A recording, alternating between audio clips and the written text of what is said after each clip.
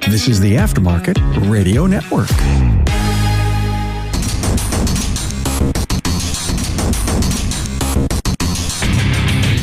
Welcome, everyone, to yet another episode of Diagnosing the Aftermarket A to Z. I'm Matt Fanslow. I probably need to talk to Tracy about changing my intro music to Third Eye Blind. And you can listen to me elaborate more on that after we hear from our sponsor, Napa Auto Tech Training.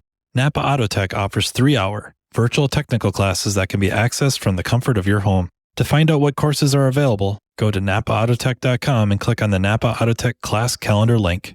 Quick update on Dad. He's in assisted living. He has a ICD, which is basically a personal defibrillator. Not completely unlike a pacemaker. Has a few leads connected to his heart, or it monitors rhythm, and then, if needs be, will kind of edge him into rhythm if he were to go arrhythmic or out of rhythm. And then if his heart would ever stop, it should try to restart his heart. I think they're doing that more or less because they don't know what else to do, if that makes sense. And that's not like a dig at them, at the medical community or Mayo cardiology or anything like that. They only have what they have to go on, and that is his heart stopped and he lived, and they would have bet money that it was a heart attack due to infarction, which is a blockage.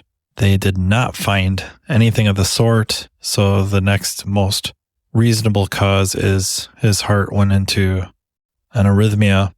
They put that on, and he's in assisted living, really to heal up from the surgery. I don't know if stronger is quite the right word, but to recover, to get back some dexterity with his hands and his legs to be able to walk, and which he's walking now unassisted. Pretty much, they really don't do much for him up there anymore. Physical therapy, occupational therapy. I guess where I'm going with all this is, it wasn't that long ago, just around Christmas, my Christmas wish was that I would still have a dad alive, leading up to some of that after the cardiac arrest, that he had been missing benchmarks. We have to concede that they're benchmarks, right? They're not law by any means, but I think we do the same, right?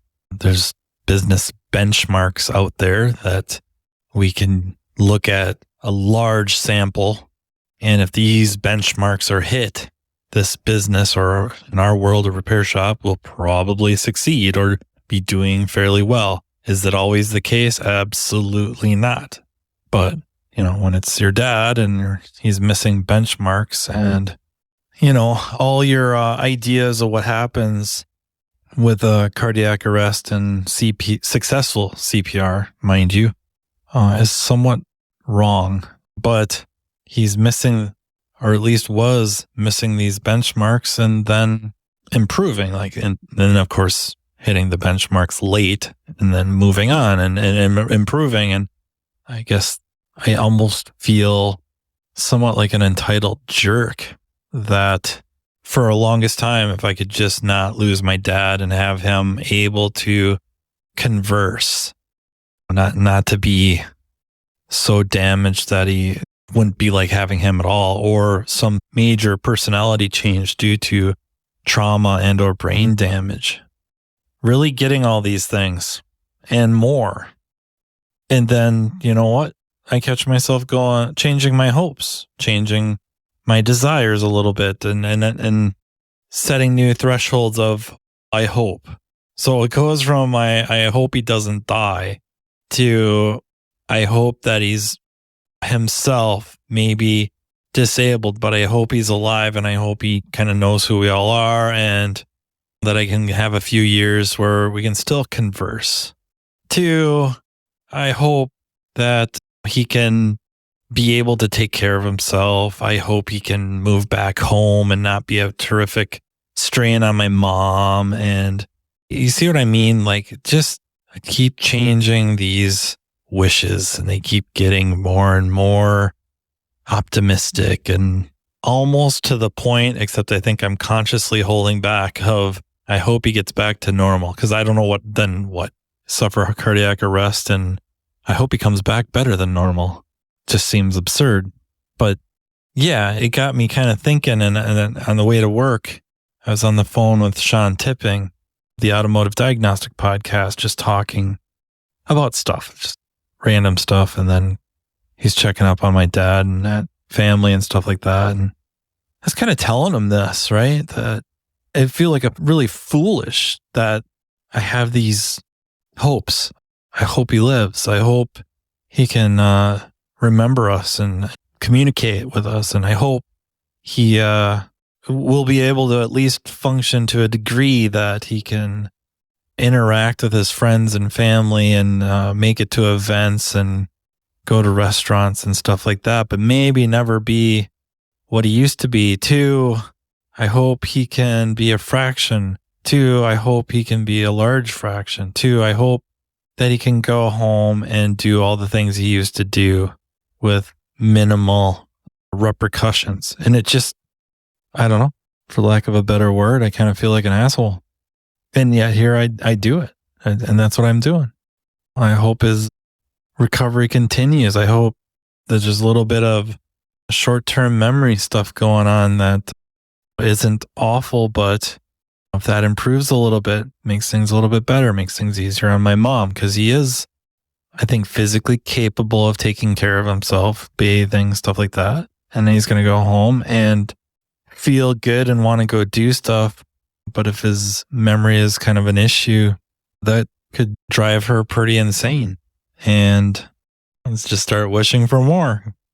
And it gets me thinking, and this is what I was talking about Sean with, is how many times have you, either from an owner management perspective, given, and maybe give is a really crap word, but we'll use this tentatively, given someone, an employee, more money or better benefits, improved the benefits, improved contributions to benefits, equipment upgrades, shop and work environment upgrades, and just feeling like the appreciation is temporary.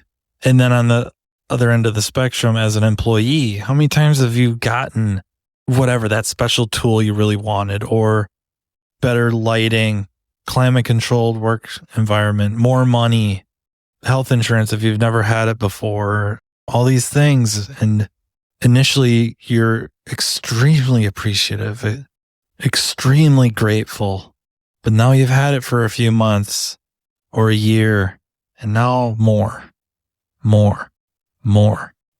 And it kind of gets into, I don't know, it's not purely ambition though, right? Like, I get it. Like, you want to keep improving either as a employee, or you want the shop to keep improving for somewhat selfish reasons. Because if the shop's doing better, hopefully you're doing better. You have the owner who's ambitious to grow the business because they'll make their life better. You have employees that are working for the business to become bigger, better, more profitable, because it should translate into improving their quality of life, quality of work environment, at least. And that makes sense to a degree, or to a large degree, it makes perfect sense. But I think we have to have pause too, in that after a while, it's like, we're doing pretty good. I got it pretty good. As an employer, if you kind of have a team of service advisors, customer service reps, I have a group of techs now, however many that is, a core group that's like, man, they're really good. They do exactly what I need them to do. They're hard workers. They take care of the clients, the customers' vehicles. They take care of the shop. Man, I got it pretty good. Gosh darn it, I got it pretty good. I'm pretty darn lucky. Lucky I found these people. And vice versa, or at least from an employee's perspective, looking around going, it's not such a bad place to work. It's clean, lit, climate controlled depending on where you live, or at least what's climate controlled, heated, cooled, both, tools and equipment, income, benefits. Like, it ain't so bad. Not that ambition's terribly wrong, like anything, right? If it gets out of control, it's a negative. But yeah, I definitely stop and think, like, I am one lucky guy for so many different things. So lucky I recorded a podcast about luck. Pure dumb luck. I mean, I guess really 2 episodes on luck, various types, how it's contributed to where I'm at. If you haven't listened to them, they're episodes 69 and 70. Right place, right time, knowing the right people. I think there's a lot to that, to just kind of take a moment or two to appreciate what you have. And if I wanted to, pretty easy to spin it back to parents, right? That, like I said really a couple episodes ago, 115 and a little bit 116, but especially 115. Like I very consciously was sitting there thinking how great it is, how lucky I am to be able to sit there with both parents, and not at, I don't know, 77 and 75 are so old. I mean, I guess 77 is right at the U.S. life expectancy. So I guess that qualifies it. But having a couple of grandfathers into their late 80s, early 90s, your view gets a little skewed. For 98 years, the Napa name has meant quality parts and service. It also reflects top quality training programs to help you build a more successful vehicle repair business. No doubt, the technician shortage is impacting everyone, but you're not facing this battle alone. Napa has the solution by making Napa Autotech training available near you. Napa Autotech provides automotive aftermarket technicians career development opportunities through structured, disciplined, measured, and high-quality technical instruction, no matter the technician or service advisor's skill level. This instruction enhances understanding of vehicle systems, increases first-time repair capability, and overall customer satisfaction. It also prepares technicians to become ASE certified. It's a fact technicians who receive training to improve their knowledge and skills have a higher sense of job satisfaction. This reduces technician turnover and increases productivity, directly improving a shop's profitability. It is vital to the success of a shop's business that today's technicians are equipped to diagnose and repair today's complex vehicles. With our ever-changing technology, the technician's knowledge and skills need to be updated and refreshed on a regular basis. As you labor over the decision of whether to send your techs to get their skills sharpened, keep in mind, Napa Autotech training is an investment, not an expense, and it's available to all. Much of Napa Autotech's training is offered in more than one format to accommodate varieties of learning styles and training preferences so each person can maximize their learning. Whether you're more of a hands-on person or enjoy learning at your own pace, Napa Autotech is here to provide you with the training you need in the format that works best for you. To learn more about what Napa Autotech offers, contact napaautotech.com. I think it's pretty important for all of our sanity at some point to just kind of step back and appreciate what we have. I think everyone can acknowledge both perspectives. So I'm thinking leadership versus kind of the technician's, service advisor's perspective, that as an employee to strive for better, that it isn't fundamentally bad. This case is quite a bit different to be striving for better rather than something, if we're relating this to my dad and my wishing, that's what I'm doing is I'm wishing. I have very little impact on the outcome of this. Little, if any. It's probably zero or very, very, very close to zero. But as an employee of a business that I would like to see flourish with the hopes and, dare I say, expectations that I will also, quote unquote, flourish with it, because that's, to me, the general idea. See, the general idea of a business is to provide whatever services that they advertise to do in exchange for compensation, money, and that everyone involved with its growth and production and profiting also evolve and grow with the business. Just kind of that maybe an unspoken agreement that I know I've talked about before, that as a business, we try to compensate you as best we can and provide you everything we can to do your job at the most productive and accurate really production involves so much, right? So the most productive way. And that I, as an employee, agree to execute the goals or processes, if you will, of the business to make it as ethically profitable as I can. This is nothing new, at least how I feel things kind of should work. But just taking a moment or two to, especially if there's been improvements made over time, right? We're not talking about things are really struggling, although even if it is, it's still worth valuing what you have. And then I think striving together for better. What can we do better? When does ambition evolve or devolve into greed? And I think from just a pure economic standpoint, there's really no such thing, because I think greed implies something being nefarious, that whoever's being greedy is doing so to maximize their personal financial or even just like social gain at the expense of others or neglecting other things. So I think you can be all ambitious and striving together for more, whatever that means. I'm guessing fundamentally more profits, more ethical profits, and being able to do more good to help more people. And we're helping people by maintaining and servicing their vehicles. And I don't think there's anything fundamentally wrong with that. And I think if everyone shares the same goals, ambitious goals, that can really only be a good thing. And I think really just fleshing out what that means and how you get there can't just be management tweaking numbers and percentages, although that helps a lot. And maybe bang for the buck helps the most. But then on the other end of things, in the bays, working on improving processes and whatever that may mean. Like, I guess we have to intentionally be a little vague with that, because that could mean just personal processes, approach to repair, service work, diagnosis, stuff like that. But also the process within the shop of where's the location of things, minimizing steps, stuff like that. There can only be good that comes from that.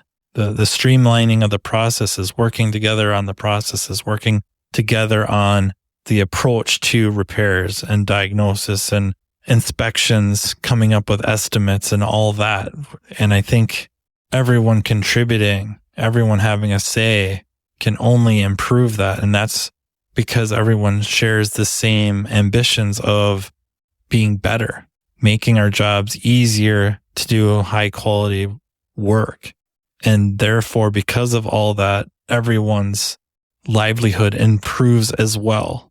So really, the inspiration for this was that phone call with Sean and just acknowledging how my wishes kept expanding and just starting to feel bad about it. My ambitions for my dad's health and recovery kept just going up. And I just don't want to forget how very lucky I am to have him alive and being able to talk. And now things just exceeding what my wildest dreams would have been pre-Christmas. And I think I can apply that to so many things. I can apply that to my marriage. I can apply that to my job. The things at work, if you rewind the clock 12 years, things are better than I would have ever dared imagine.